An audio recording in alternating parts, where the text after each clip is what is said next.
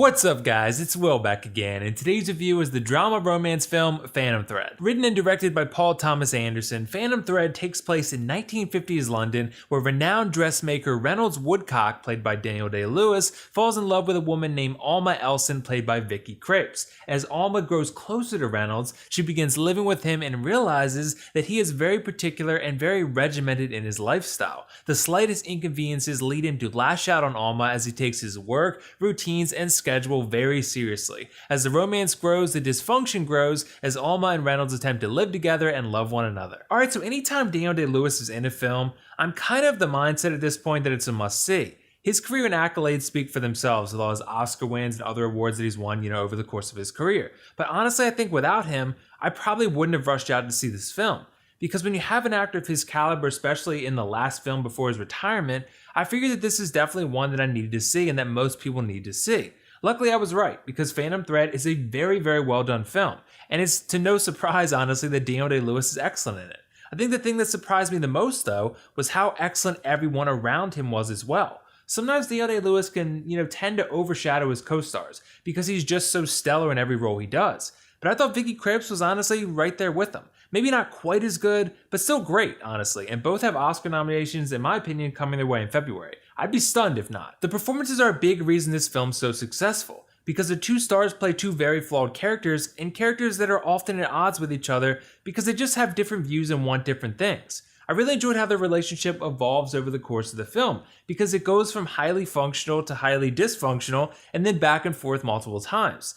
It sort of reels you in that way because it's very raw. It's sort of the extreme of the life lesson, that love isn't perfect, that kind of lesson, because we're all different, We all have different ways of solving problems and trying to be the best we can be. And those two are often very much at odds with each other because their fundamental views just differ in a lot of ways. I think a large part of what makes the two characters so compelling is, like I mentioned earlier, the dysfunctional nature of their relationship and their strong personalities. I kind of view this film as a very artistic train wreck that you just can't look away from. Because there's certainly times where they motivate and guide one another, but there's plenty of other times where they get in each other's way and it leads to a fiasco, for lack of a better term. Ultimately though, where Phantom Thread hooked me was in the tender moments. The moments where the two lovers begin to truly value one another and rely on one another, no matter how dysfunctional the means of them getting to that point was. And the writing's all around good, but to me the performances are just better. To me, Daniel Day-Lewis is the favorite right now to win the leading actor Oscar. I'm not one to nominate or give awards just out of respect and appreciation for the past either. Daniel Day-Lewis is just excellent in this film. As he always does, he plays a character with an abundance of personality, and honestly a character that's kind of an asshole but kind of a genius at the same time. Different yet similar to his character in There Will Be Blood. A character that's extremely talented and clever, but also extremely flawed and in a way ruthless. I also liked how Vicky Krieps interpreted and portrayed her character as well. There's something very likable and very honest about her work in this film. She feels like a real person, and like a woman that's desperately trying to make this love connection work because she's enamored with Reynolds and how mysterious he is. I thought she was the perfect counterbalance to Daniel Day-Lewis' character because of his strong personality and her more reined-in personality. Let's also talk about how Phantom Thread immerses you into its setting. Interesting enough, the score for this film was composed by Johnny Greenwood from the band Radiohead. That seems like an interesting fit, but it actually worked out really well. I thought he did an excellent job because there's plenty of scenes where the music actually leads the way. It's certainly not idle, and it often plays a very active and very present role in this film. It helps immerse you into the setting by sounding very Old English, and that's a good thing. Funny thing is, I originally felt that the cinematography in this film was sort of average, maybe even a con, but the more I thought about it, the more I consider it a pro.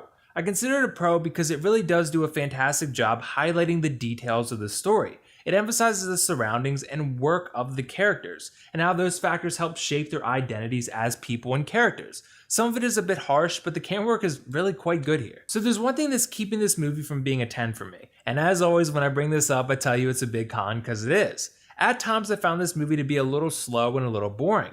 This is especially the case in the first, say, 20 to 25 minutes. Phantom Thread is a film that absolutely takes its time and is not afraid to slow things down and let things marinate for a while. That's going to be adored by a certain crowd and found boring by some others. For me, I lost a little bit of focus during those stretches. As for the pros cons though, I thought the acting was tremendous from the two leads, the romance story was raw and emotional, the music perfectly enabled the setting, and the cinematography excellently emphasized key details and surroundings. As for the cons, just one, I found it to be boring every so often, just a little bit boring. Overall though, I'm going to give Phantom Thread a 9 out of 10 and definitely recommend you catch this one in theaters if you're looking for a very well crafted romance story with exceptional acting. So did you guys see Phantom Thread yet? What did you think of it? And if not, let me know why not. And also let me know your favorite Daniel Day-Lewis film. It's sad to see him retire for sure. That's all for now though. This is WillFoxification signing off. See you in the next review.